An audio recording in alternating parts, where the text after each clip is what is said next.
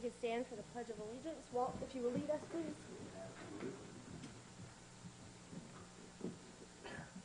I pledge allegiance to the flag of the United States of America and to the republic for which it stands, one nation, under God, indivisible, with liberty and justice for all.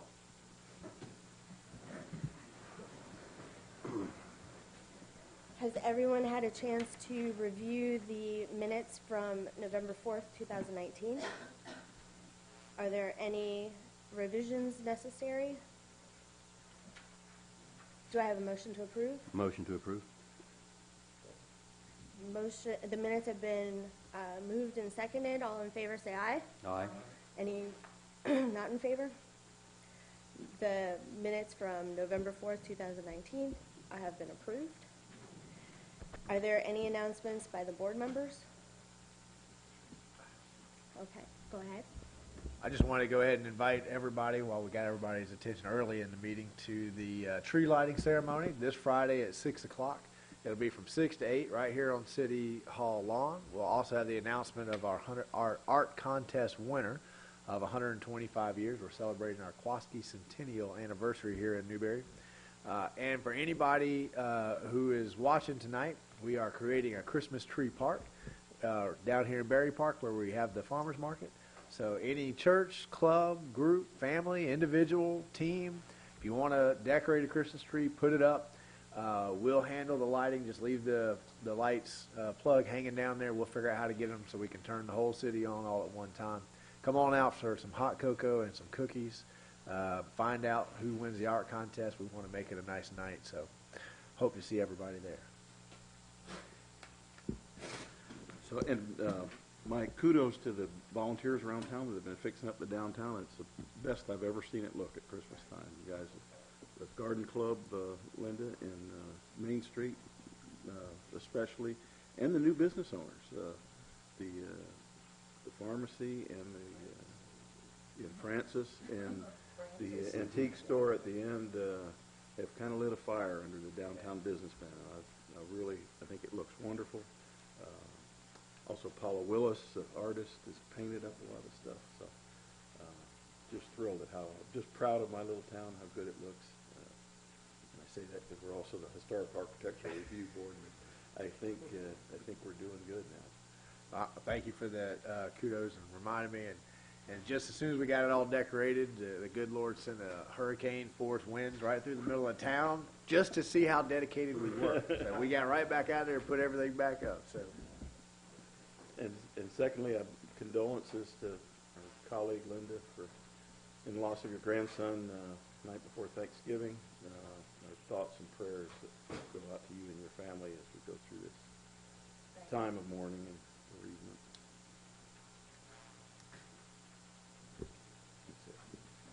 Are there any other announcements? All right, we will move on to old business. This is a quasi-judicial hearing.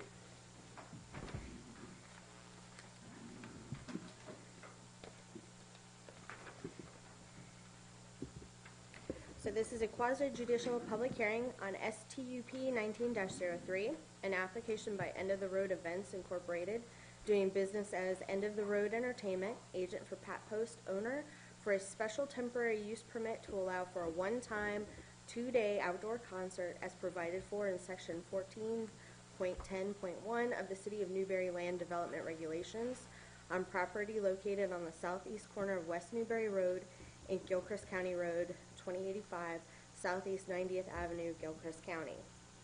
Our city attorney shall explain the rules concerning testimony for this hearing.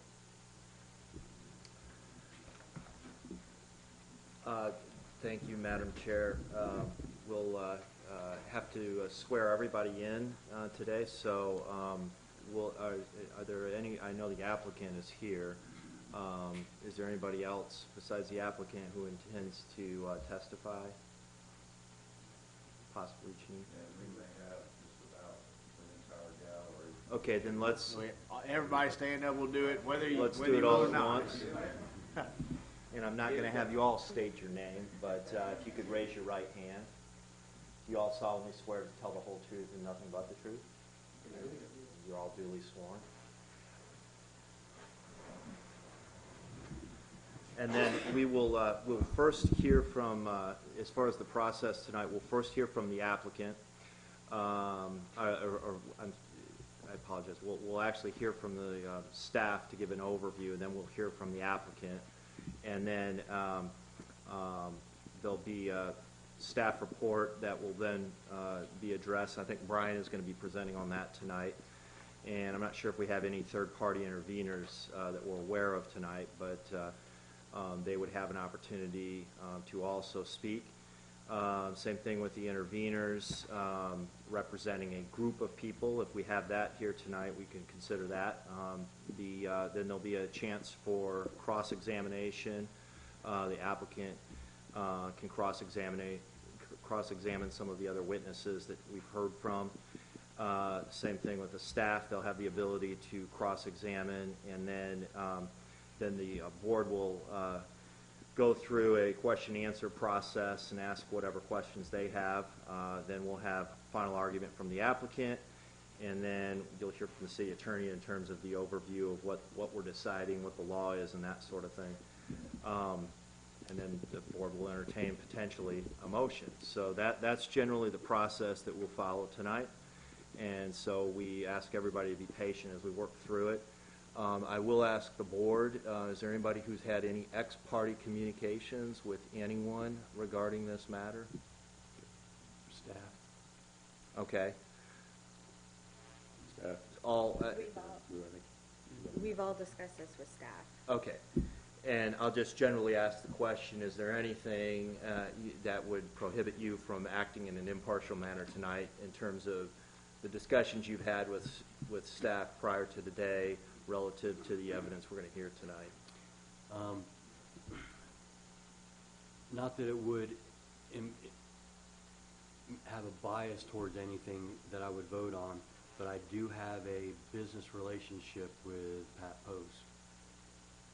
I don't know if I should excuse myself from voting on this. Could you explain what the business relationship is, if you can, without going into any confidential? He's the landlord of the building I'm leasing for my business. Okay. Is he personally the landlord? Yes. Okay. We probably should err on the side of having you recuse yourself from any vote on this. There could be an argument being made that the applicant is actually different than Mr. Post himself, but I think Greg's company is at least acting as agent for the applicant. But let's err on the side of having you just recuse yourself. But you can still engage in cross-examination, asking questions and clarification and that sort of thing. Okay. Okay? Anything else? Any other disclosures? Okay. Okay, so at this time, if staff would give an overview.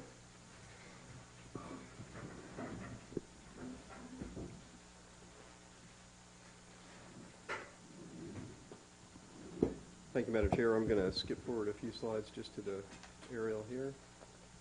There we go. As was stated in the introduction, this is an application for what's called a special temporary use permit. It is a one-time permit. In this particular instance, they're requesting a permit to allow them to have essentially a 2-day outdoor concert, one on a Friday evening and then the subsequent Saturday after that, have a concert on that Saturday. They will need some time in advance for setup and then for breakdown and afterwards. So the totality of the request is 2 weeks. It's on a 216-acre site, which you see there. The 3 parcels identified are the 3 that are party to the application. And as you'll hear in the applicant's presentation and the staff presentation, materials that have been given in as part of the application, they have accounted for traffic issues, parking issues, sound attenuation, and the other elements that are required of a special temporary use permit. And with that, the general overview of the application. Mr. Thomas, is there a different level or bar or standard for a one-time single-use permit?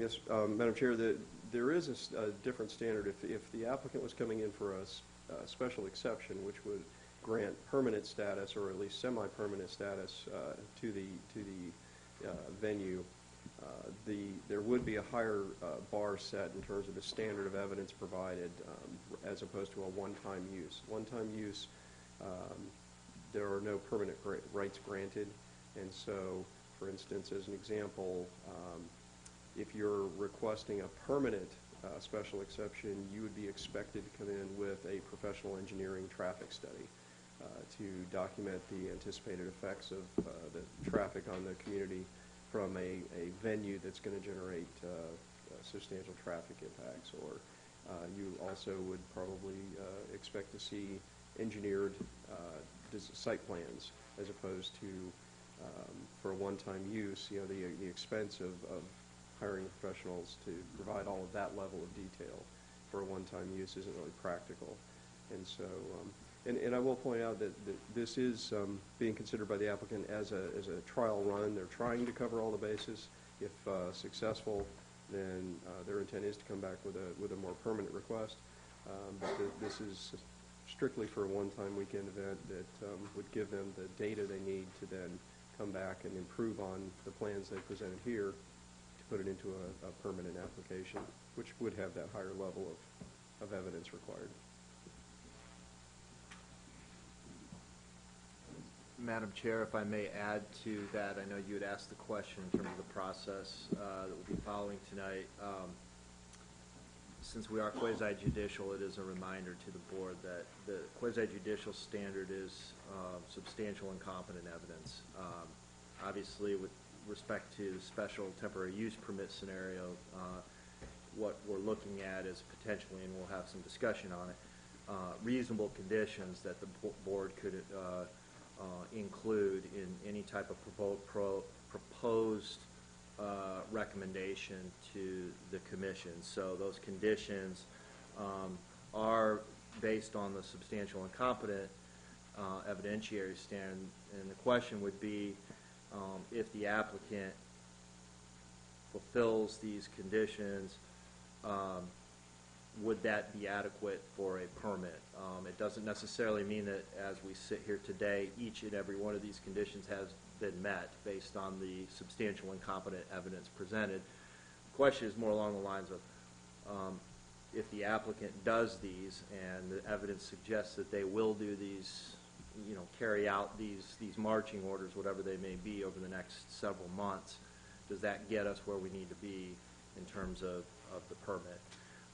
It's also probably a good point in time to remind the board, and we'll talk about it towards the end too in deliberations, but what the board in the special temporary use permit scenario, the board's job is to make a recommendation to the city, and subsequently it is the commission's job to take this up within a reasonable amount of time. So whether the permit is approved with certain conditions or not approved, for whatever reasons they may be, a report does need to be made to the commission and taken up by the commission at a subsequent commission meeting. So those are some of the things that you should try to keep in mind as we go through this process. And with that, would the applicant like to come forward and present your information? Thank you, Madam Chair. My name is Greg Hembry, and I'm the agent for this project and an owner in End of the Road Events. I would first like to thank the staff for taking all the time that they have to meet with us and go through the exhaustive amounts of information that's been passed between us to bring this report to you that you guys have seen. And I'd also like to thank all of my constituents that have showed up tonight to help you understand what our task is and what our goal is for this venue.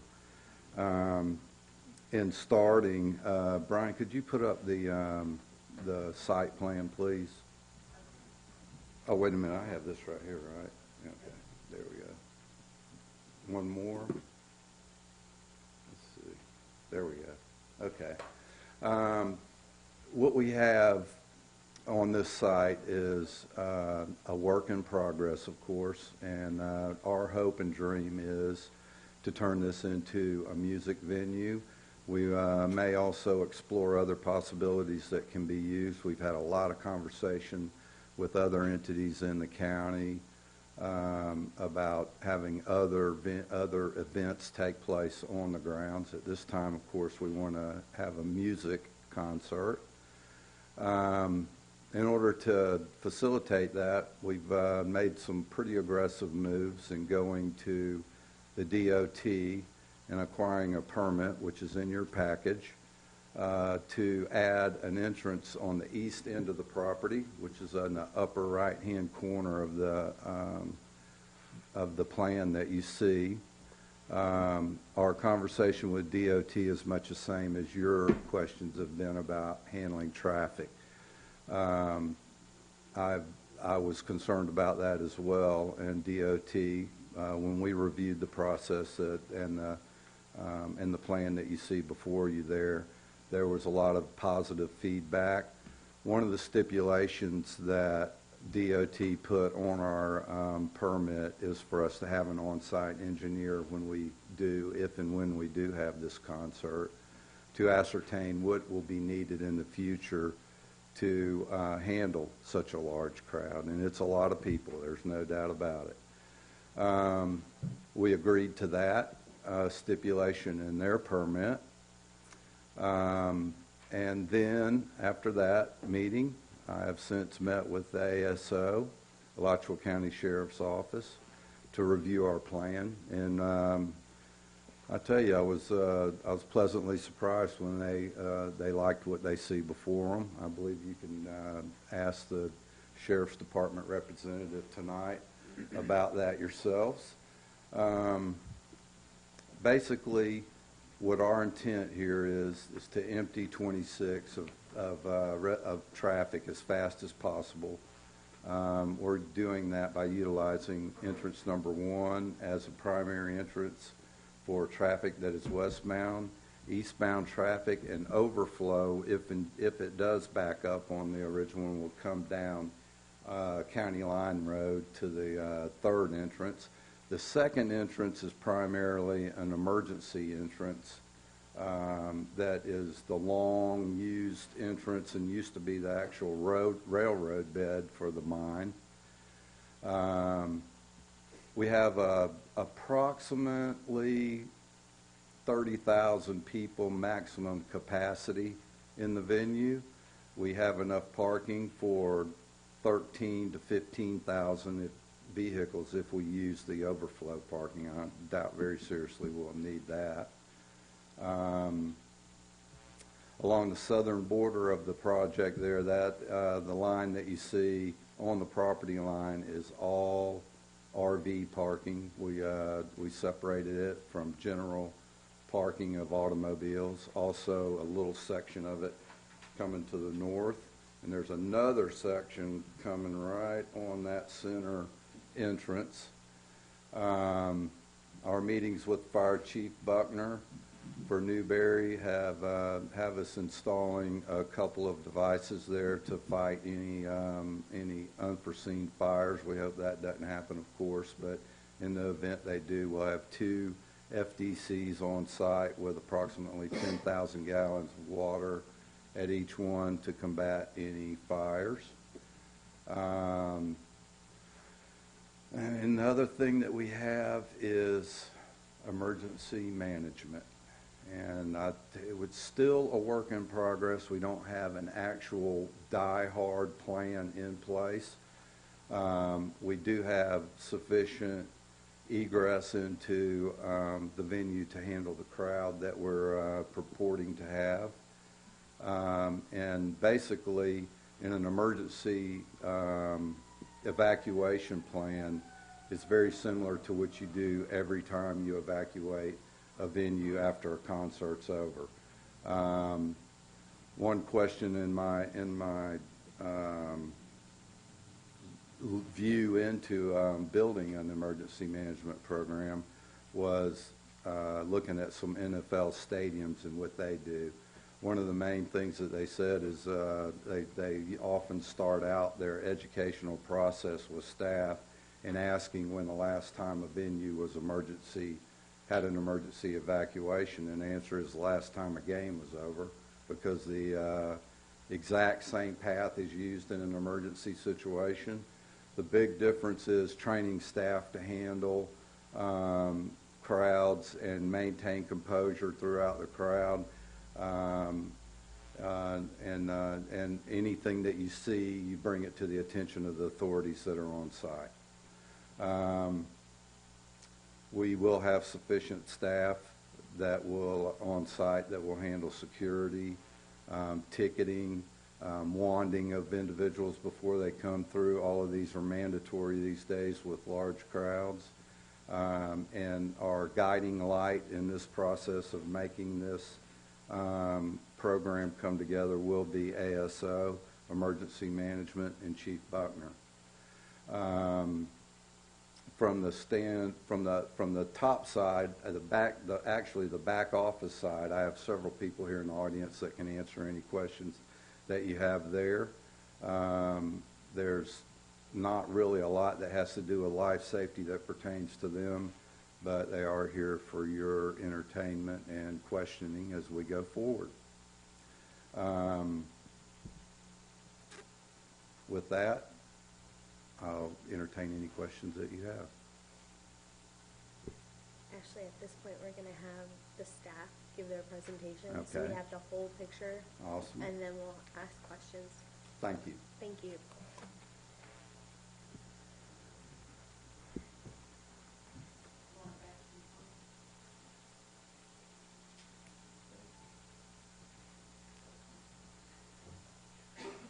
Thank you, Madam Chair.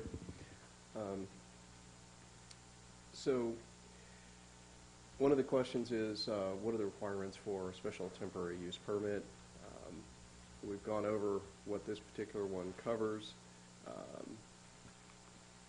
We've looked at the parcels involved. It's a total of, I think, 217 acres, which is a pretty substantial area.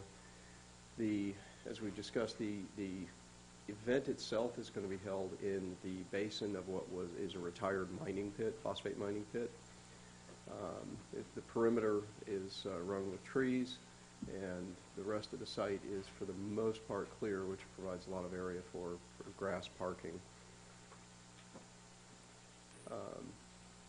As we've stated before, it is a one-time event. It would be a Friday and a Saturday.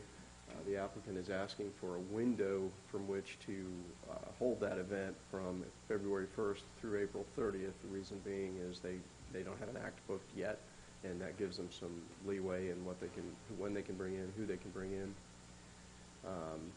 As you mentioned, the maximum capacity we're looking for would be 30,000 attendees. There will be food and beverage vendors, including beer and wine sales. When it says alcohol, it's limited to beer and wine. And of course, there'll be your typical memorabilia for the concert sales. And as mentioned, there will be overnight RV camping available for the concert attendees. There is no primitive camping anticipated at this time for this event. It's possible with the availability of land, it's a possibility in the future, but for this event, there's no primitive camping anticipated. And also, there will be no fires allowed, so people won't be doing outdoor fires, burning of any sort. They have provided the site plans that you'll see again in a moment, and they have at least the outline of the emergency operations plan. They've obtained their FDOT driveway permit, temporary driveway permit. That was the additional piece that was handed out there. It shows the approval stamp down at the bottom. They have also provided, as we'll discuss, a computer-generated sound diagram that hopefully will kind of educate us on the potential sound effects. And then they also provided in your packet some economic impact documentation. You've already seen the site plan there. The area in the upper right-hand corner, which the diagram is oriented north-south and east-west, so to the north, looking up, the northeast corner It's approximately a half a mile of driveway for the primary entranceway into the event, with multiple stacking lanes up there along that. So you can, they'll be able to move a significant number of vehicles in almost simultaneously and keep them off of the road. One of the questions that's been brought forward to staff was, what about backing up because they charge to park? They are going to charge to park, but most of the sales are anticipated to be online and be a package deal where you get your tickets, and part of that is also the discounted parking if you order it with your tickets, to discourage people from actually wanting to pay cash on site. However, they will have a separate lane available, they told us, that will handle the inevitable group that needs to pay cash.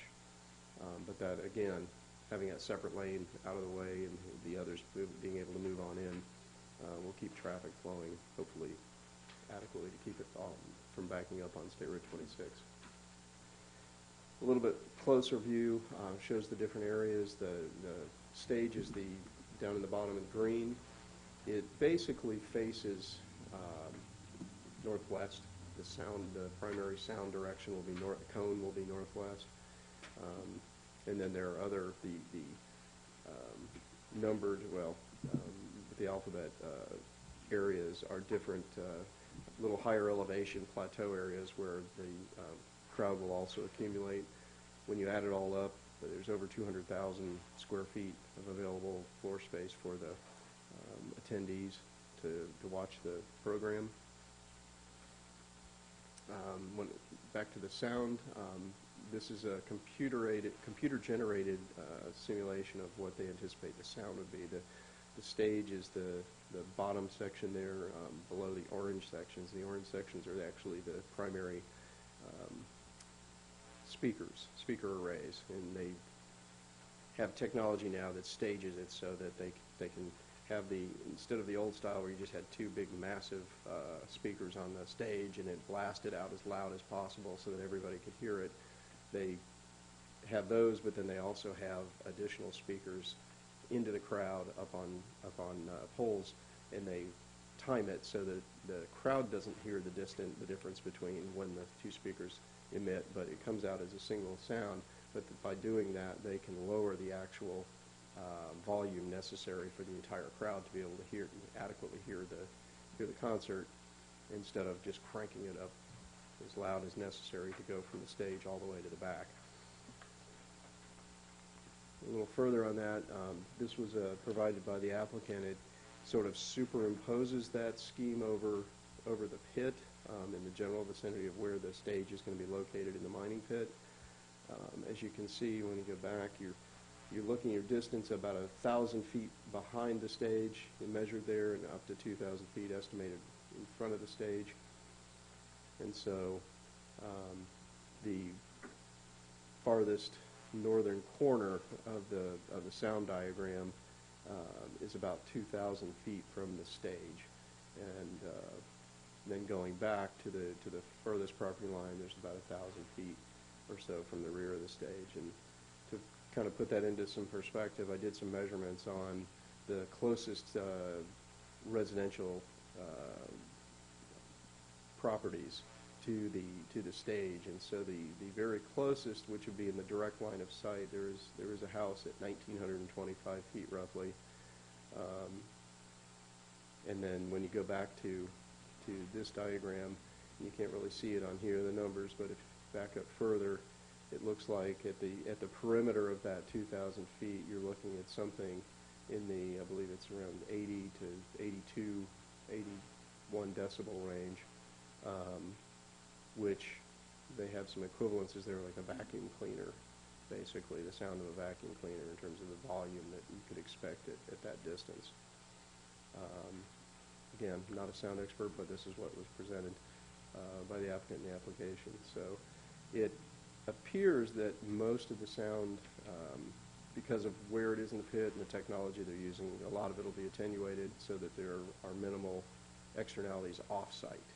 You know, that's always one concern you have when you have outdoor concerts, is that there's going to be complaints about noise.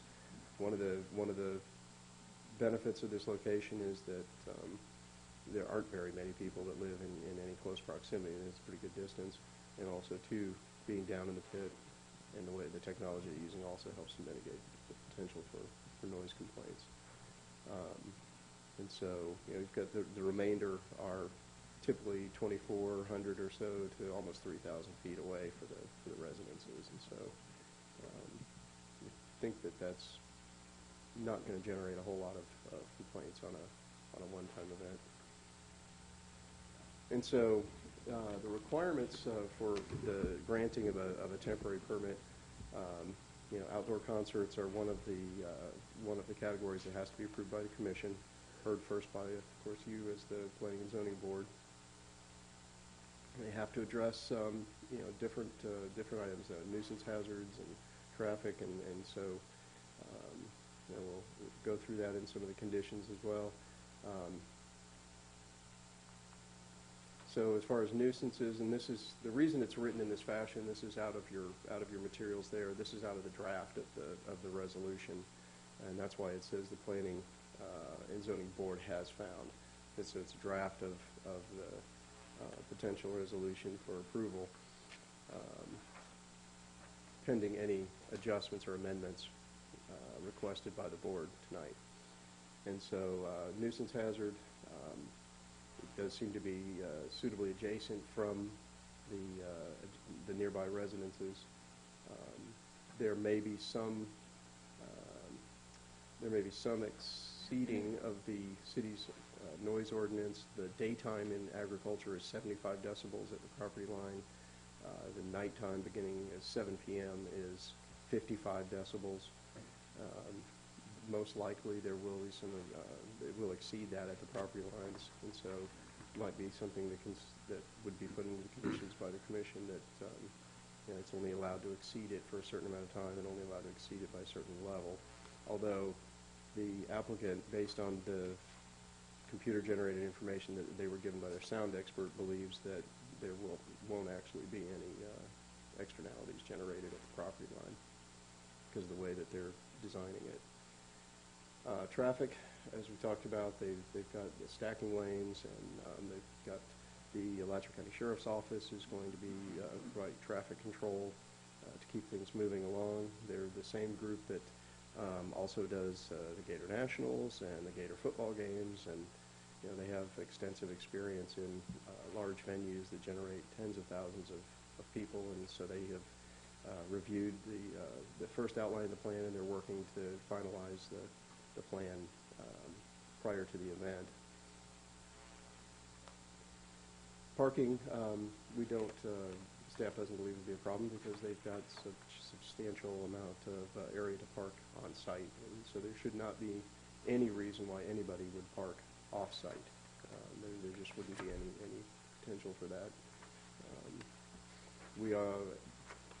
They are asking for specific time requirement, 14 days in a window between February 1st and April 30th. Given the amount of time it's taken to get through this process, they have indicated they might come back and ask for a little bit of amendment on that to go maybe a little bit further out into June or July, if necessary, if booking a act this late becomes a problem. And then appropriate conditions and safeguards. And we'll go over a long list of conditions that staff has drafted that address a lot of the concerns. And so, again, this is written as if it's been recommended for approval by the board. Of course, the board always has the ability to approve with conditions, or deny every application before it. But we drafted it as if the board was approving with conditions. Primary entrance, as we talked about, we use State Road 26. The permitted uses would be for 2 concerts, one on a Friday and a Saturday night. Total number of days would be for 14 for setup, concert event, and then cleanup. No music activity occur prior to 12 noon or after 12 midnight. And then the timeline for each day would be as follows. You have your equipment starts showing up about a week in advance. Some deliveries that Saturday, take Sunday off. You got continued sound and vendors showing up on Monday, day 4. Tuesday, you start running through the different operational aspects. Wednesday again, run through the county departments and vendors and sound work. Thursday, last minute prep, sound check. They'll start allowing the overnight RV campers to come in on Thursday evening. That should go at least some way towards alleviating some of the traffic, getting the larger, slower vehicles in earlier. And then Friday, of course, would be the first day when we'd start having concert traffic. They open up at noon to allow people an early entrance to, again, get them off the road at a more of a staggered pace instead of all at once prior to the beginning of the event. And then, of course, Saturday would be the second day of the event, and they'd open up even earlier because it's going to start a little bit earlier. And then Sunday, this cleanup begins, and day 11 through 14 is breakdown and everybody hauling off and moving on. So, and I do apologize. There's a lot to go through, and the reason we go through each and every one of these is to get it on the record. So it's a little bit on the tedious side, but necessary. They'll have to be, all of the uses, of course, would be required to be consistent with the site plan as presented, with some minor variations as the site plan evolves, the operational plan evolves. There might be some minor adjustments to the site plan in terms of specifically where the travel lanes go or where the main line dumps traffic in, but those would be considered minor variations to the approved site plan. They always, of course, would have to have an up-to-date operations and emergency plan approved by the City of Newberry Fire and Rescue, as well as others they're going to be looking at as well, County EMS, I imagine, and the Alachua County Sheriff's Office. And actually a Department of Homeland Security for events of this size, and this was kind of news to me, but Department of Homeland Security now gets involved in large venues like this, so they'll also be overlooking the operations and emergency plans. Specific markings for each of the RV parking areas. There are specific setback distances between vehicles that have to be maintained for safety purposes, and so that'll be part of that. There's a minimum 15 width on storage tanks. No obstructions impede fire department access, and they've been working with the fire department on how to establish those emergency lanes and keep them open. No open fires, as we discussed. There really is no reason for that. Assembly style events, that's not people pitching a tent and staying overnight. That's your large event, tents that people congregate under. You might have chairs under it or something. If they utilize those, which right now they're not anticipating that they will because it blocks the view of the stage. But if they did have a need for that, then a couple days prior they would have the fire department out to make sure that those are being not only assembled, but also that the occupancy under the tent meets requirements, safety, row aisle lengths, widths, and that kind of thing. Stages of the facility be inspected prior to occupancy. For this particular event, they're bringing in it's a basically modular stage setup that comes in on a number of semis, is disassembled, assembled into the final stage. It's all pre-engineered and designed to be mobile.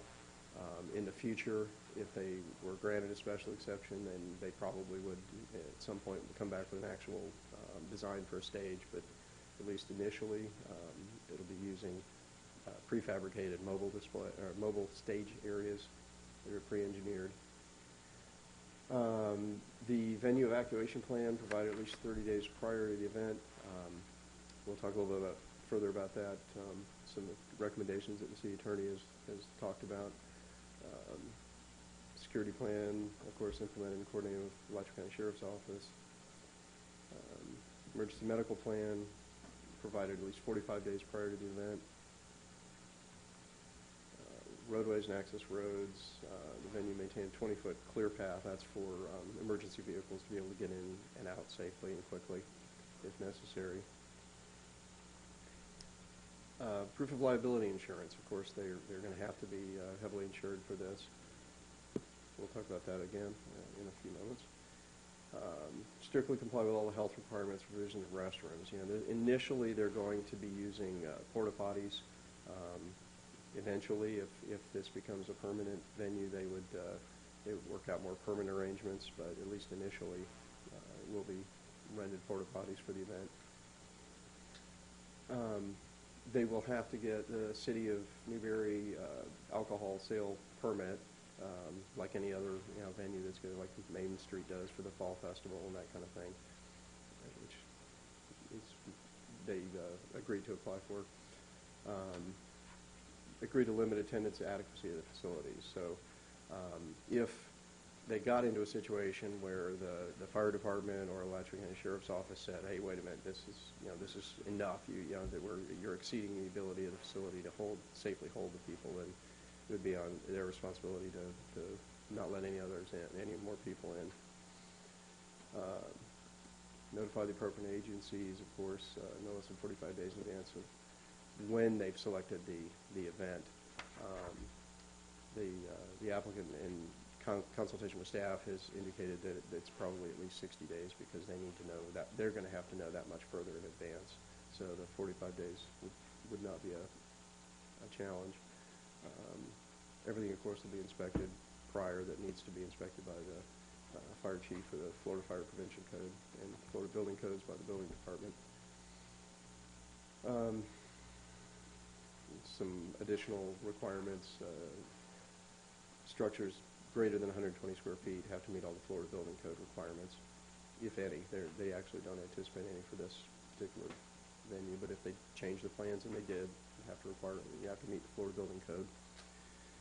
And again, there's no permanent structures anticipated, but if they did, they have to meet the Florida Building Code and the fire prevention codes. They will, of course, have receptacles for trash pickup, and have a crew that runs around and empties those throughout the weekend to ensure that there isn't trash going all over the place.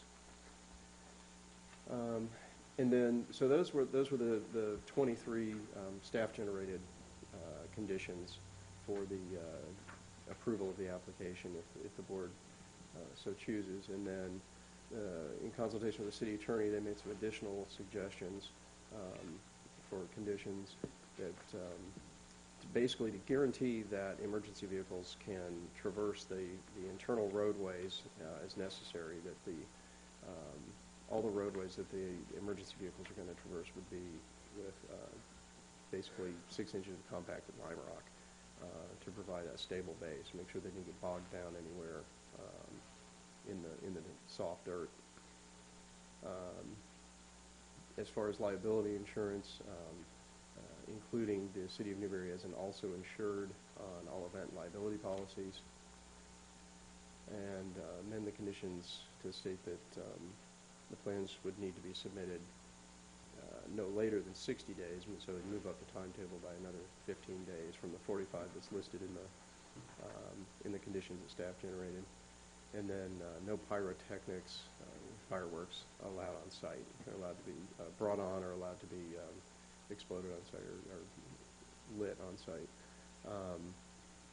That's mainly, it's not necessarily the show, which they don't anticipate any for this first show, having any for the actual event, but it's primarily to prevent people from bringing fireworks on and then shooting them off out in the parking lots and in a unsafe manner. So those were the additional conditions that the city attorney's office thought the board should consider as part of the application. And with that, staff would recommend, with the conditions provided, that the board recommend approval of the application to the city commission. And that concludes staff presentation. Thank you very much. Now we have third-party interveners, if there are any, who may come forward. I don't see any. there any public comments on the application? Seeing none, we will move on. An actual intervener with an affidavit, if there are any, they can come forward. Seeing none, we will move on. At this time, the applicant may ask any questions, cross-examination of the materials brought forward by the staff. One small one, please. On item 23, was addressed a deposit. See what you have there. You have receptacles for used petroleum fluids. This is, I believe this came out of Gatorback's special use permit.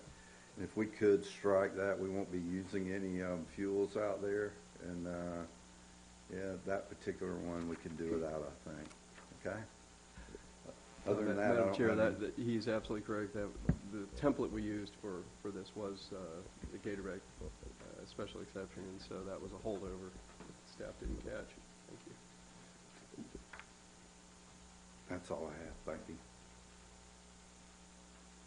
And at this time, we had no third-party interveners.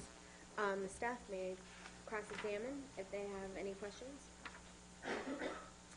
So now, members of the board, do you have any questions for the staff, the applicant, any of the applicant's witnesses? I know we had quite a few questions the last time.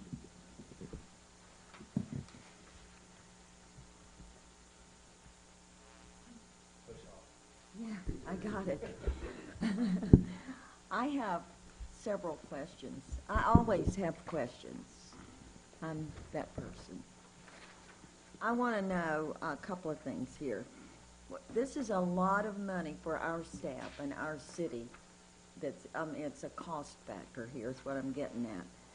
So the county ASO, our fire chief, all of those people that have to be involved in an activity that they wouldn't necessarily be involved in for a reason, will they be reimbursed? I'm sure they'll be reimbursed for their time. Well, how is the timing for that? Is that going to be a year after the event, or is that going to be before the event? When will they be? How will we get our money back? Actually, you're not going to be out any money.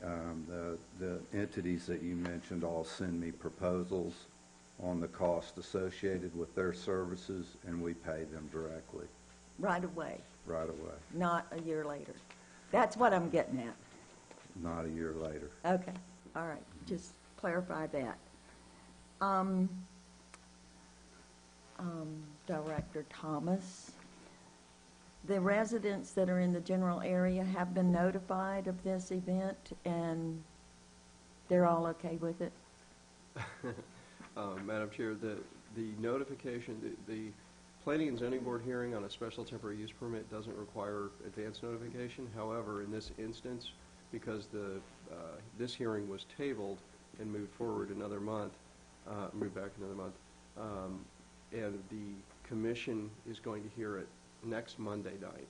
We sent out a mailer to everybody who lives within 1,000 feet of the perimeter of the subject properties, notifying of the commission meeting next Monday night, not this hearing, but next Monday night. And then signage went up about the land use action, and an advertisement went into Alachua County today, on last Thursday. And so the public notice is out there, but we have not yet received any response. Good, okay, and thank you for getting on top of that. Two more and I'm going to quit, maybe. Using that county road line, north and south county road line. I don't want anybody to explain to me, but I know that I can't figure out, you got to go down 30th and come back, and I don't know. That sounds a little strange to me. Another, just an option to throw out there, because if you go into the University of Florida to a football game, there are buses at the Oaks Mall in the back where people load up and pay $5 or something, and they bus you to the stadium. Then they pick you up and bring you back to there. That might be another option. It's right off of I-75, as a joining place, and then the school buses would bring people out to the venue, which means 100 less cars. Just a thought. Well, I appreciate that, and if you'd like, I can comment on that. We have considered such means of transportation to the venue. As Brian mentioned, we will be serving alcoholic beverages, and we're exploring what we can do to help facilitate safe travel from Gainesville to the venue. Yeah, I ride the bus from the mall to the stadium. I just thought, I don't know if anybody thought of that. Traffic is a nightmare every day. Did you enjoy your trip in tonight? It was as packed as it can be. I'll tell you what, is really I packed. thought I was going to have to walk up here when I got out of my driveway. I agree. So it is a problem. A nightmare. Thank you You're for welcome. all your information. You're welcome. Thank you.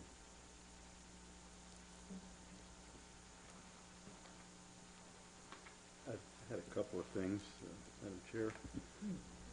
Yes.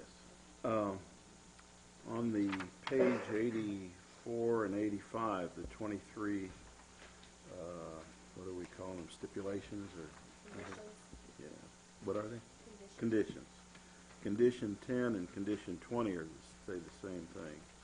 We can take one of them out. And my other comment was that, and I can't find where we said, but one of the slides, you had a recommendation from the attorney that we have 6 inches of compacted lime rock and all the way. It seems like an unusual recommendation to come from an attorney. Madam Chair, if I may address that. I spoke with the city attorney last week on that, and their actual recommendation was just a lime rock. And so what I did was I went and I pulled out what our standard was for a lime rock road in an area that doesn't have to be a paved surface, and that was the minimum standard That for for a lime temporary rock. one-day thing, you need a 6-inch lime rock base. Is anybody else involved in that decision? Yeah. Actually, we may be a little bit adventurous in our thinking going forward, but we really intend to pursue a permanent use on this venue. And, there is a point there where you have to take that into consideration on our end. You have to take the money that we spend on infrastructure, and you also have to think about public safety. And we're willing to go. You're okay with that? Yes, sir. In short order, we're willing to go with that. And actually, that's a little bit less than what we considered in our plan, but we'll go with that. That's good. Okay. Maybe Manager New can shed some. My suggestion is that the requirement not be so stringent as to be lime rock. There are other very suitable materials that would stabilize a driving surface. Millings, the use of millings, which is a recycled compound, comes to mind. Lime rock has a runoff issue where you need stormwater treatment, or you'll end up degrading the environment. Millings do not. So typically, when we're talking about these types of uses, we would specify stabilized, compacted subgrade or grade capable of supporting fire apparatus, and leave it just that loose and let our experts determine. We do use that for lift station siding, and I think that's probably similar to what we require out at Gatorback as well. Yeah. And Brian, do you know where it said that? Was that in the resolution? 24. 24, okay. 24. Madam Chair, that all is way above our pay grade.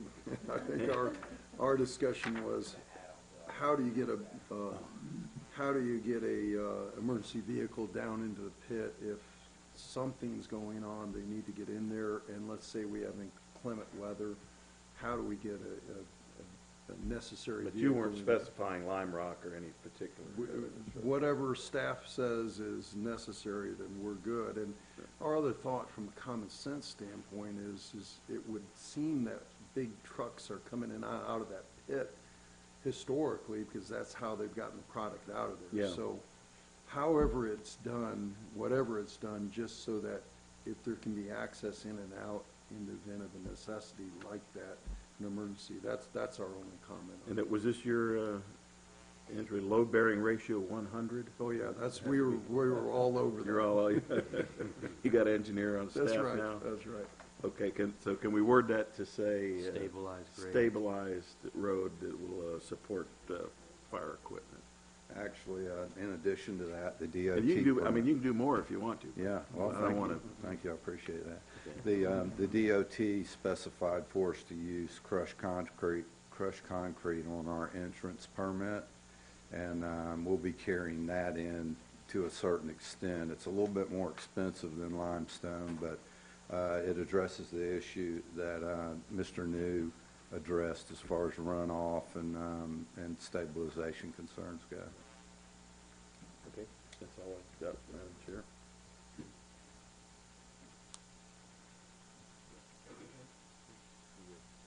All right, so my first question is to staff, and it's just a clarity of how many times can this applicant apply for a temporary permit? So if they apply this year and it's approved and they do the minimum, lime rock work versus some of the more permanent features that would be more expensive, can they reapply for a temporary permit next year, or does it force them to apply for a permanent status after the first time? Madam Chair, they could apply on an annual basis, but the likelihood is after the first one or two, then the board and the commission would say, okay, this is no longer a temporary use. You're trying to basically use it as permanent, and they would deny and request they come back for a special exception, which will grant permanent status under conditions. Okay. And then to item number 25 under the special conditions, to the attorneys, is it possible that the city can require a minimum policy amount, not just to also be noted as additionally insured? There's a couple things at play there, yes. In answer to your question, the city is entitled to sovereign immunity, and the exception under statute 726, I think it is, says that we are liable up to $300,000 per occurrence, $200,000 per person. So, we have our existing insurance that would cover us.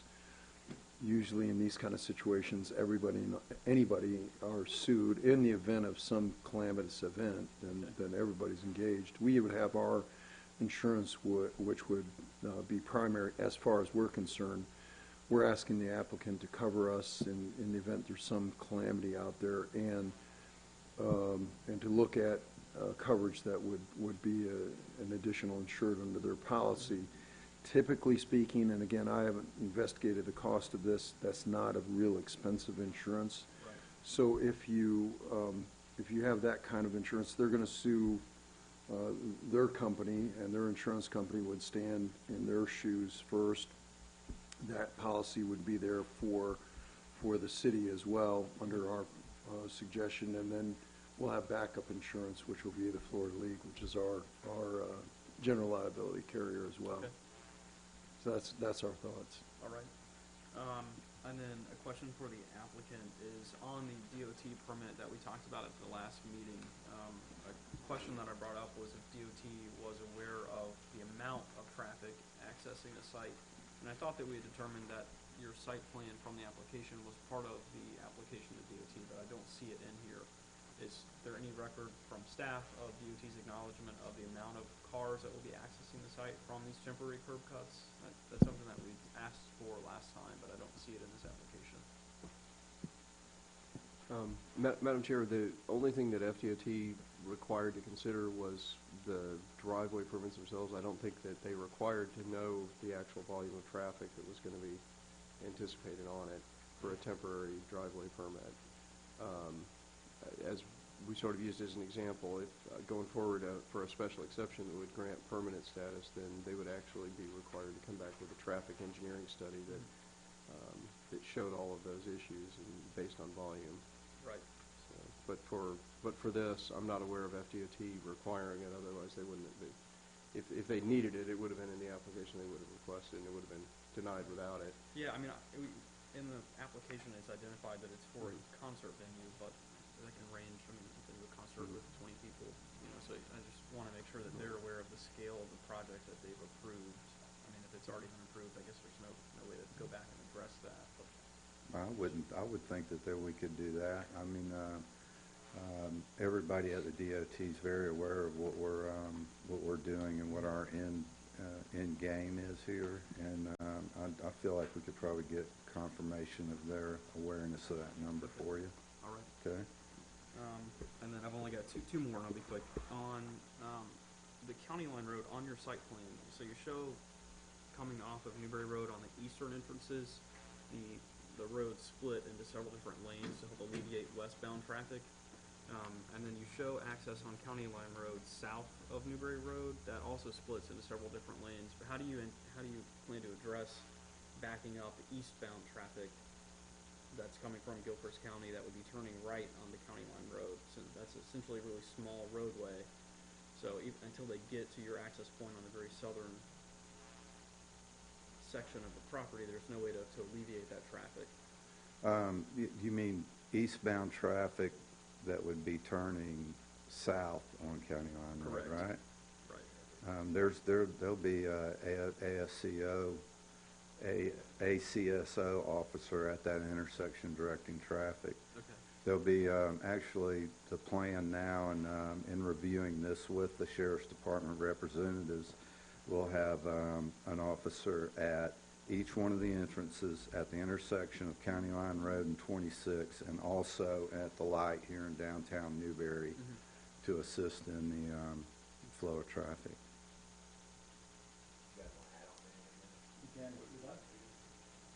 Come on up. Good evening, Madam Chair. Jason Levy with the Alachua County Sheriff's Office. One of the roles that we met with Mr. Hembry about is the site plan and the site security.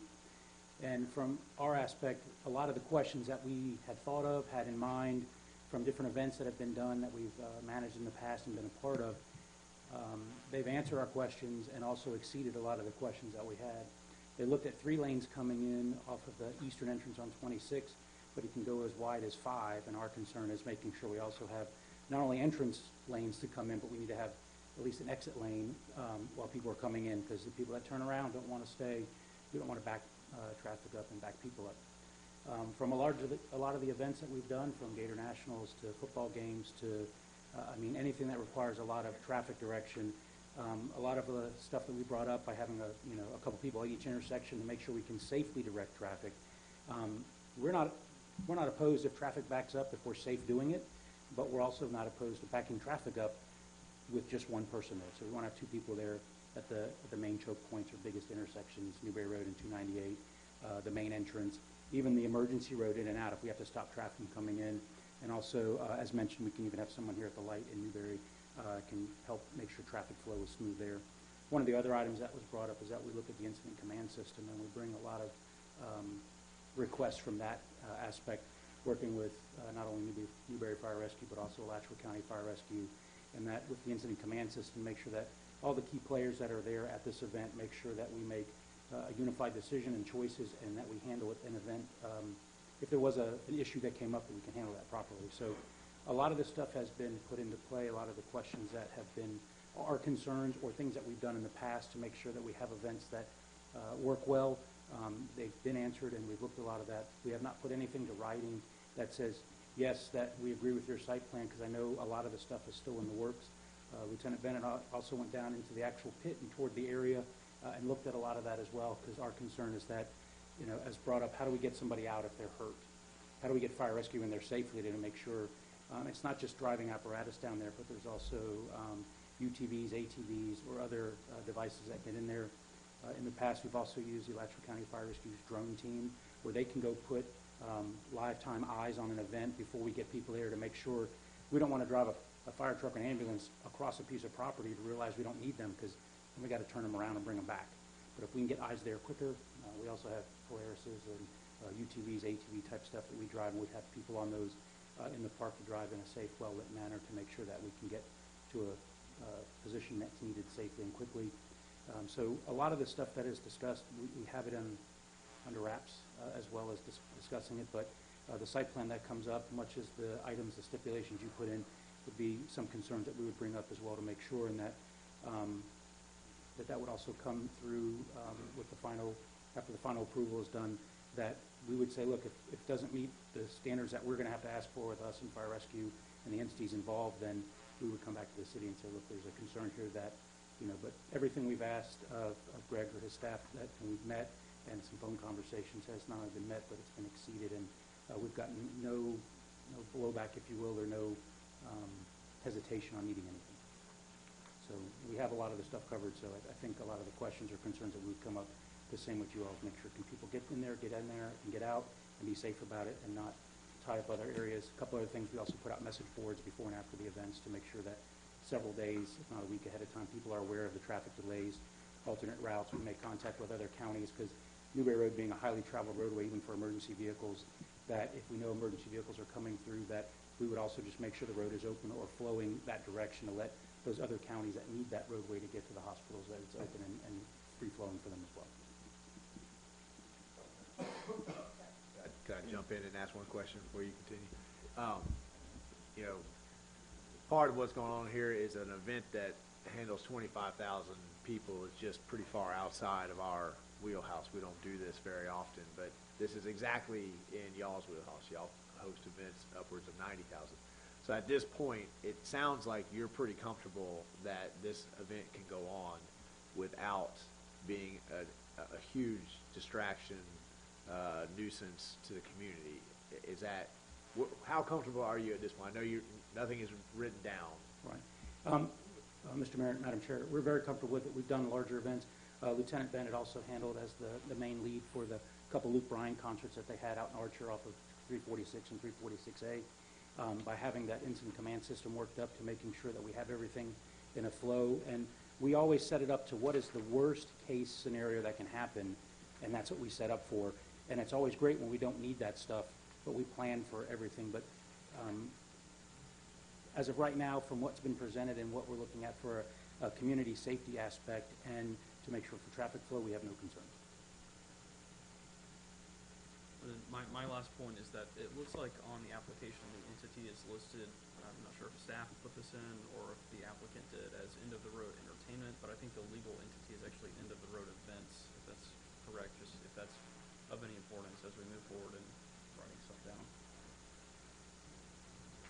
Jason, before you get too far, if one of the concerns I have as well is decibel limits at the surrounding residents, and let's say that the sheriff's office is getting calls of noise complaints. As to my memory is that you all have a couple of sheriff's deputies that can man decibel meters and evaluate the noise. Is that still true? Is that the case, Jason? Yes, sir. We mostly go by the footage from the real property line, because that way you don't have to worry about is the equipment certified, has it been tested. It's like a 4 or 6 hour class to take to learn how to use the decibel meter, make sure you're using it correctly, because especially if you're going to charge somebody with the violation of the ordinance and you're using the decibel meter, you want to make sure it's done correctly. We would probably work more from just the real line property lines itself. From what it sounds like from the staff has already reached out to folks or will reach out to folks in that area, and I think from the conversation that Greg and I had at the site that he was going to let the folks know as well, and they would get plenty of ample notice that it's there. If we were to get continuous complaints or we get complaints, we'd handle them as they come in. Our dispatch center would actually just call a supervisor or a person that's designated to handle those issues or other like issues at the event, and then we would just communicate with them to let them know if we're getting concerns coming in. But I couldn't imagine from what we talked about and looking at the computer generated that it'd be any different than me in my house hearing the Newberry football game on a Friday night. That's what I've kind of related it to, being the same distance and about the same amount of noise I hear. Thank you. Thank you. Can I add something to that, please? As far as the noise level goes, one thing you want to take into consideration when you look at this computer-generated noise platform that we have here is that this is based on a level field without any obstructions going out from the venue. This venue's down in 35 feet below ground level will be the stage, and it's totally encompassed by large oak trees all around it.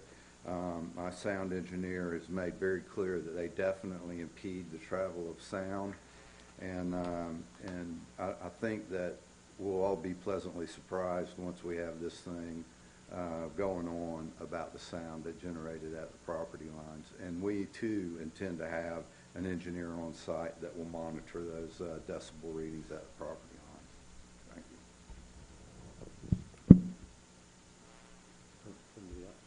you.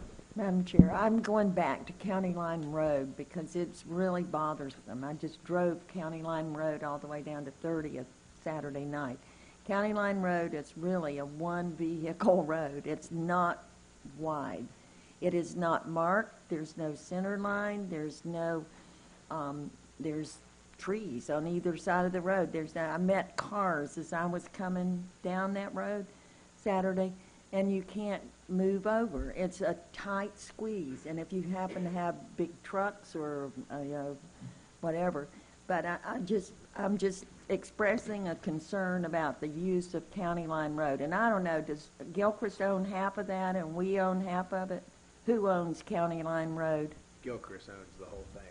Has Gilchrist been brought into whether or not They we can didn't want use it. County Line Road? They don't have a choice about whether it can be used. It's a road. Public road. It's a public road, and my understanding is they declined to weigh in. Is that correct? I'm not trying to be hard here, but I that think is my a bad understanding situation is there. that County Line Road is primarily used, is going to be used as a way to get people out, not, because I think they'll get lost trying to bring them in that way. That people are going to come on 26, either westbound or eastbound, but you might divert some people out and have signs that say exit this way to help get people back out. Is that right, or do you intend to try to direct some people to come in that way? We intend to have some direct people to come in that way to a certain extent. Come in Eastbound primarily. Right. But either way, the venue entrance that will be used there is a quarter of a mile down the road from 26, south of the 26 County Line intersection. So they're not going to be on it for very long, and we have ample means to get the traffic off of that road. I personally went to Gilchrist County and addressed the issue with the county manager, who, just as the mayor purported here, that we can do whatever we want. It's a public road there, and they declined to get involved with it either way.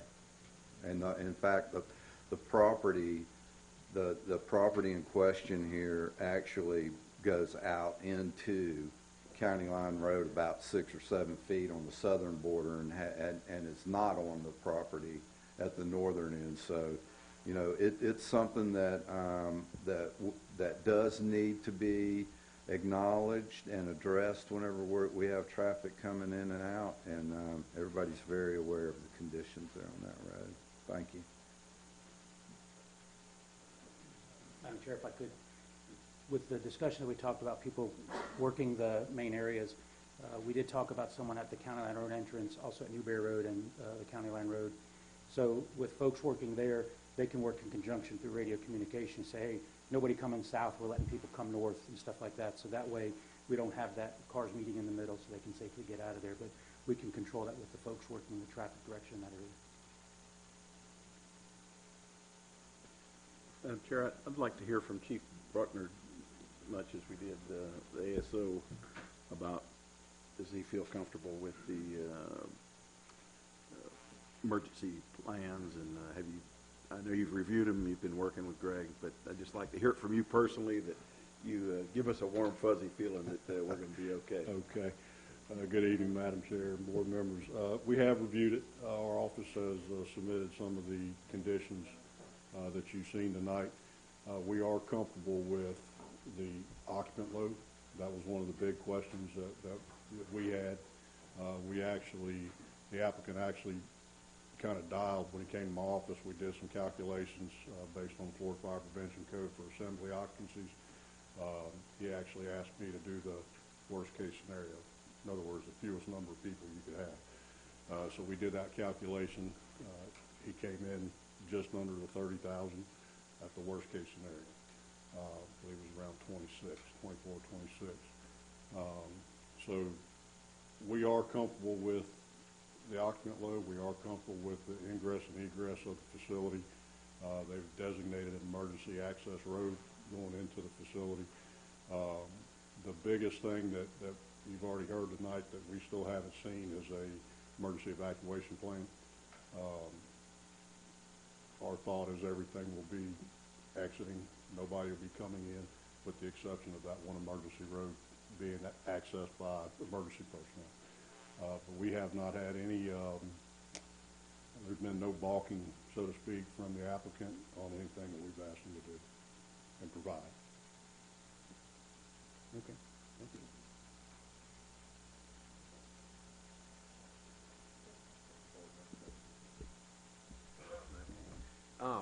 I had a couple of questions about the attorney suggestions, and you guys already sort of took care of 24.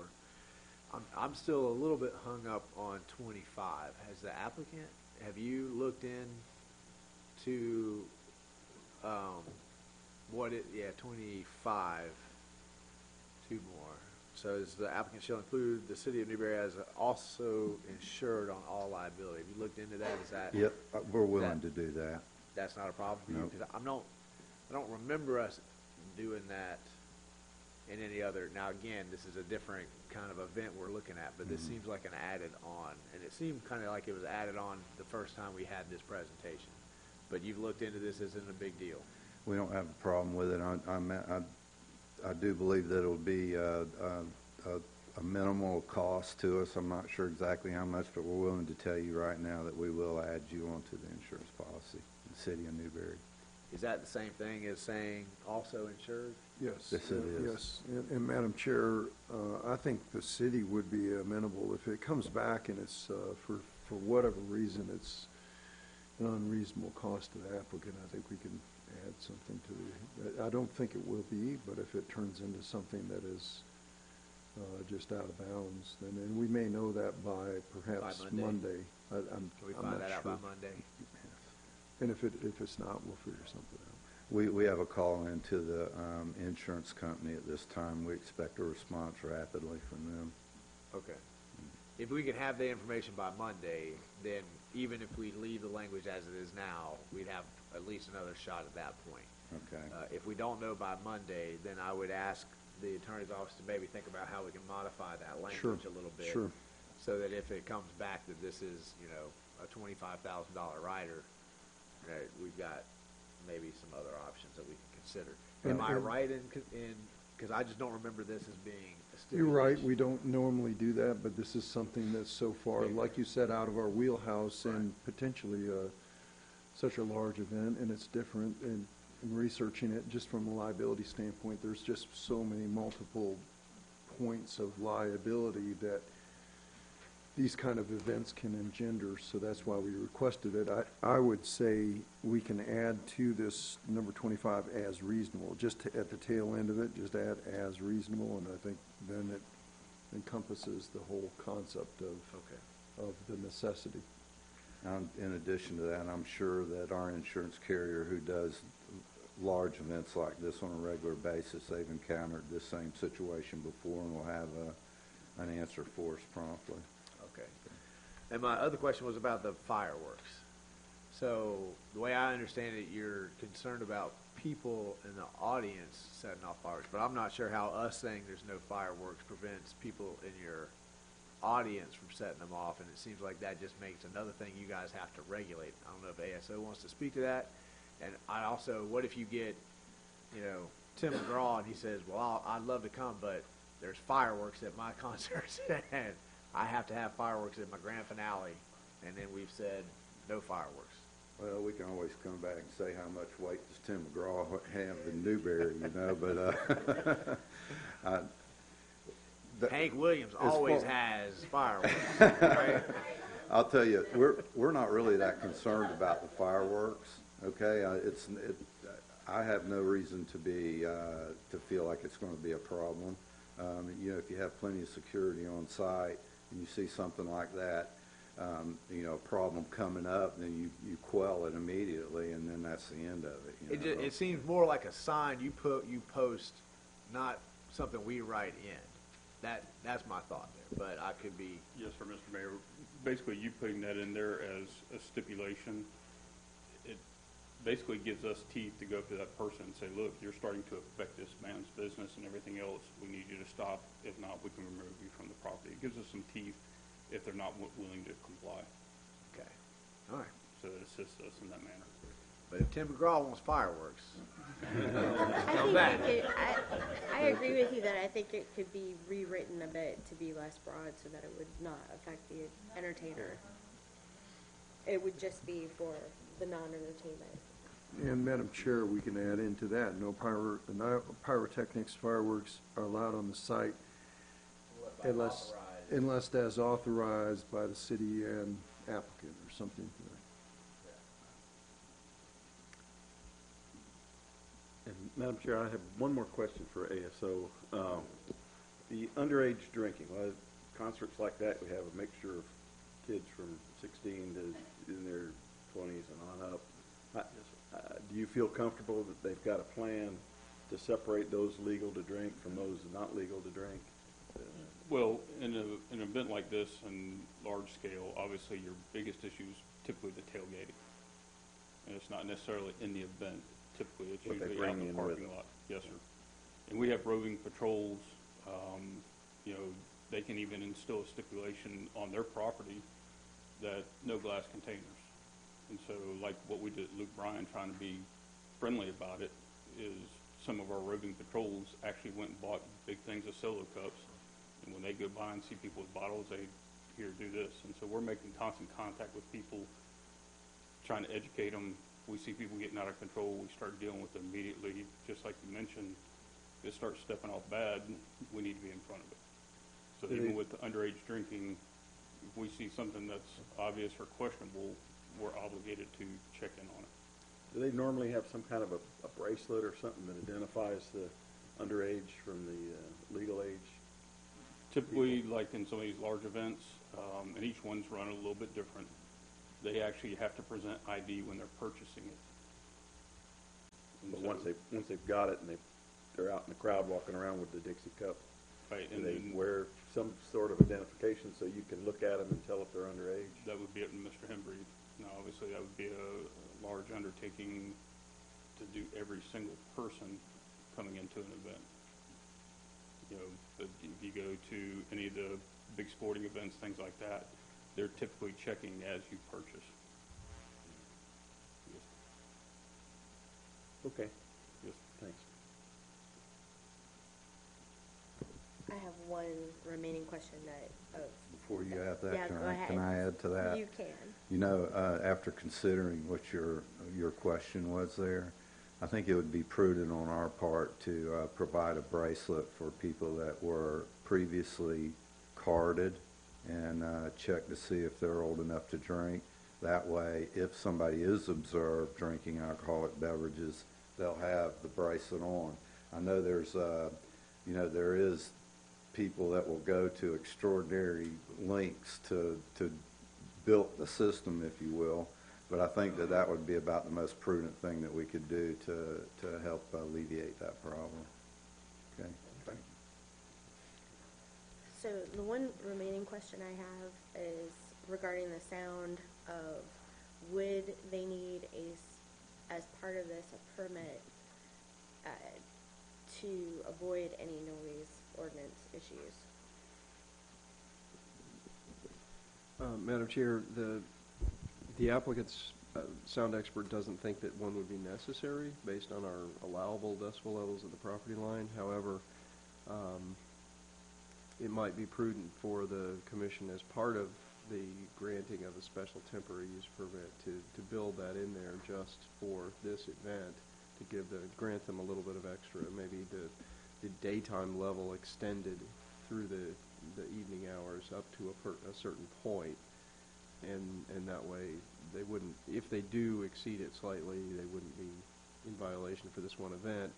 The applicant has stated he's going to have sound experts out there, his engineer, taking levels at the property lines so that moving forward they'll know if it's an issue or not, and they'll know how to adjust for it.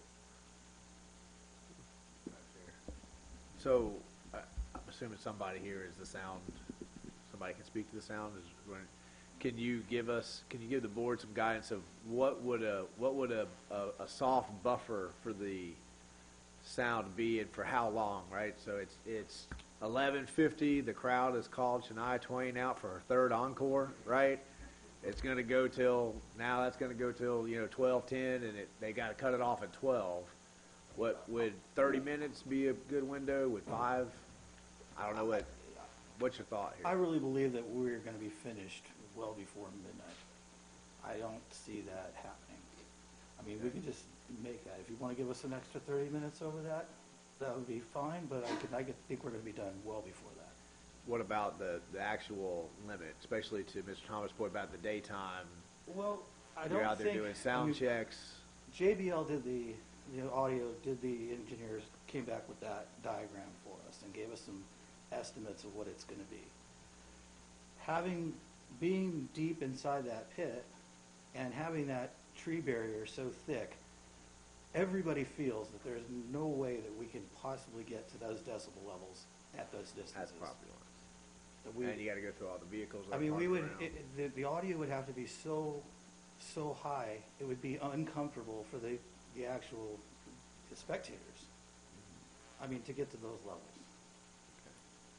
So you don't think any buffer is needed for time-wise or decibel limit? Well, that'd be glorious if it's. Yeah, I mean, I hate for us to get to the situation and it's just, a little buffer would be great, but I mean, we wanted to go ahead. We're going to have engineers that are going to be taking the sound levels at different points around the thing, because if we're moving forward, we need to know how to build the next system that it's going to be more comfortable and more for everybody. I mean, we have no intention of trying to, create a lot of noise to the residents around there. Okay. More than concern is, so you don't have to come back. Yeah. And I'm trying to make sure we're addressing everything in these conditions so that it's a one-time, addressed. What was the decibel levels for the daytime? Daytime decibel levels in agricultural land is 75 decibels. We would have to be, I mean, your ears would be bleeding at the stage, quite honestly. I think and at 55 at night, I mean, it would be nice to carry that 75 through to the end of to the midnight, if we can do that. But if we can't, then I don't think we're going to even need it. I think, personally, I think it would be prudent to have us add another condition that we extend the daytime decibel levels throughout the time period so you don't run into a secondary issue. That would be great, yeah. But again, I don't think we're going to even see those levels out there. That's our feeling. Because it's just going to be so... What our intention is to break the arrays apart into multiple arrays that are around the whole pit so that it doesn't... It's a lower level, kind of like your Bose Entertainment Center. You got little speakers all over, and they're not just these giant stacks anymore. You used to have big speakers in your house. You don't have those anymore. You got little speakers all over, and it just adds for a better experience for everybody. So the noise levels, having a big blasting concert down there, that's a long distance out there. I mean, it's over a half a mile. Madam Chair, I would tend to agree, especially since this is a one-time deal, and you're going to collect the data as you go through it. That way, we can be a partner on this thing and say, we wanted to know what was happening here. We didn't want you to be breaking the rules, so we extended this. Hopefully, you come back with data that shows you don't really need that, and if the applicant comes back for a permanent, we'll know exactly what you do need and what's comfortable, and we won't be. But I don't want to get into a situation where you're breaking the rules and ASO has to. Yeah. Turn Hank Williams Jr. off. Yeah, I got you. I caught that. Yeah. If you want to extend if during the 12 to 12 time that we had it set at 75 at the property line, I think we would absolutely feel confident, and all the engineers feel that we will be under those levels.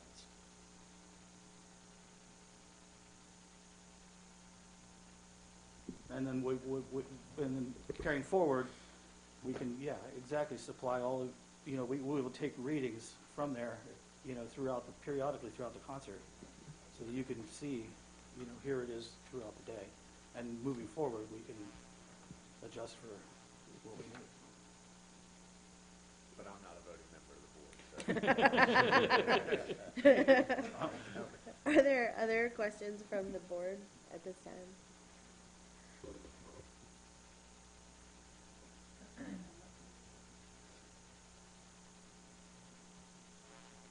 Okay, at this time, the applicant can make his final argument.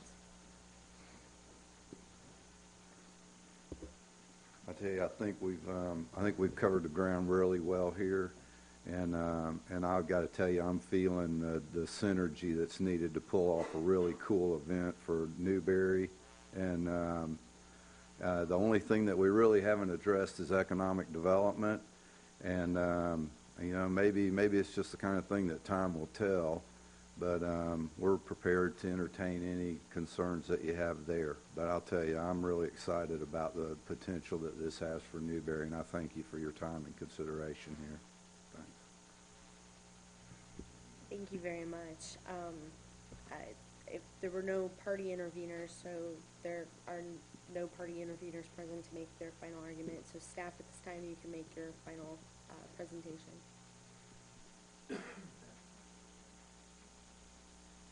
So at this time, the city attorney will advise us on the applicable law and the factual findings that must be made to approve or deny the application.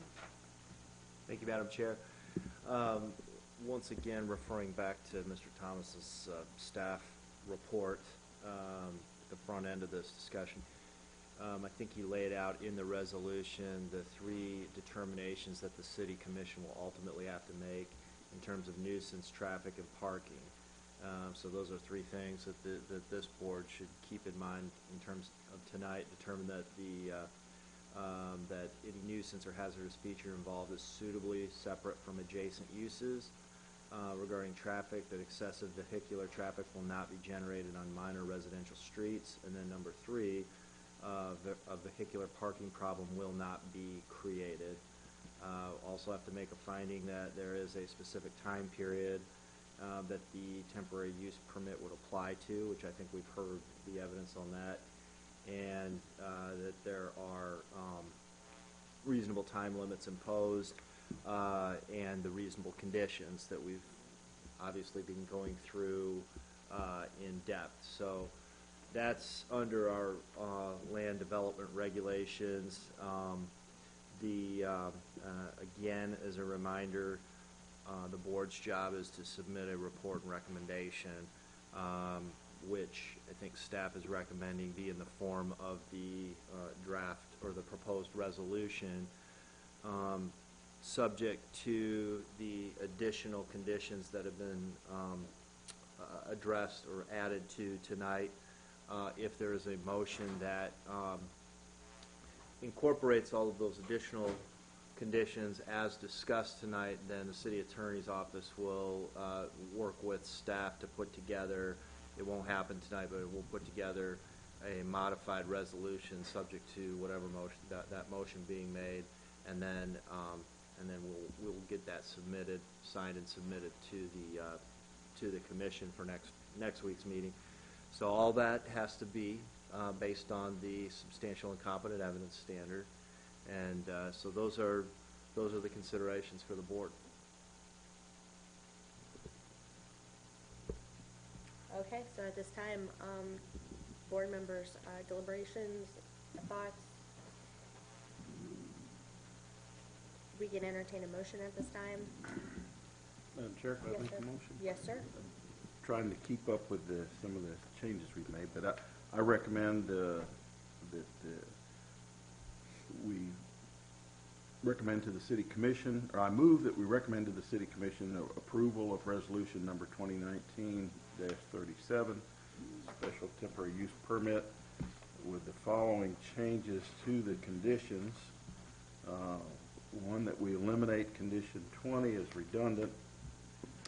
Condition 24 should read, internal roadways intended for use by emergency vehicles shall provide travel lanes that are stabilized to provide access by emergency equipment. Number 25, applicant shall include the city of Newberry as also insured in all event liability policies or other reasonable substitute.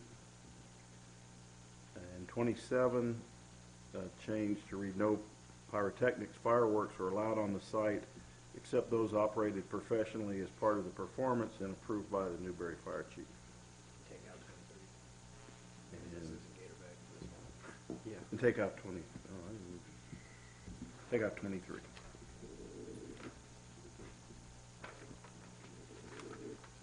Madam Chair, did you want to, did the movement wish to also place daytime levels for decibel levels will be extended through the event? You may have already said that. I didn't, because I wasn't sure what the verbiage should be, but go ahead and say it. Daytime levels for decibel and sounds shall be extended at 75 decibels through midnight, the day of the event. Yes, that's what I meant to say. Good. And one other thing that came up earlier by the applicant is that I believe he said an engineer would be on site to study I believe it was the access, ingress, and egress, and they plan to do that. But do we need to make a condition that he do that? I think he's going to cover it, and I think your original point of stabilized roadways gets it done for our purposes. I'll defer to our planner on that one. Well, Madam Chair, the FDOT permit actually requires him to do that, so as part of maintaining his permit for that, he has to do that. On all internal roads? Not on the internal roads, on the ingress and egress. So we'll leave 24, just to say that he'll stabilize the internal roads so that fire equipment can go roll across it. Okay, that's my motion. Is there a second on the motion? Second. Is there any discussion on the motion? I feel that the applicant has addressed the areas that we needed to look at: traffic, parking, noise, whether it would create hazardous conditions, I believe was the first one. I think he's addressed all of those in spades, so. Are there any other discussion from the board? There's a motion and a second. All those in favor of approval, vote aye. Aye. May I say the same? The motion is approved, and it will be heard at the December 9th City Commission meeting. And so this concludes our quasi-judicial hearing as well. Okay. Moving on to our next item of business, under new business. I wrote out what we need to have a motion to excuse an absence for November 4th, 2019 for board member Linda Woodcock. Could I get a motion on that? You're back in. You're back in now. Do I have a second on the motion? Second. We have a motion and a second. All in favor say aye. Aye. Any disapprove? Okay. We have approved the excuse for the last meeting. Are there any topics from the members for discussion?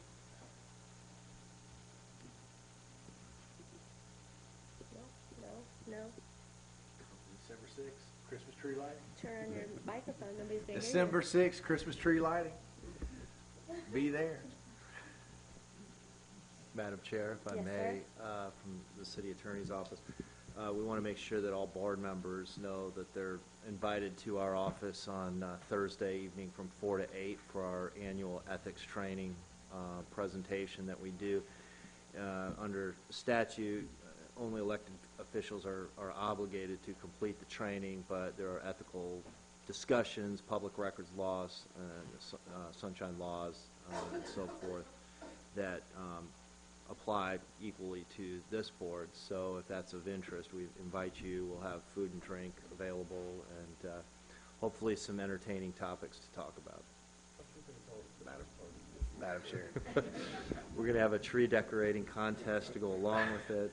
No. I'm glad you brought that up, Rich. I hope you understand that most of the elected officials will have to miss Thursday night. Will be attending the celebration of life ceremony for Garrett. That's the same night. Any other topics for members? All right, with that, this meeting is adjourned.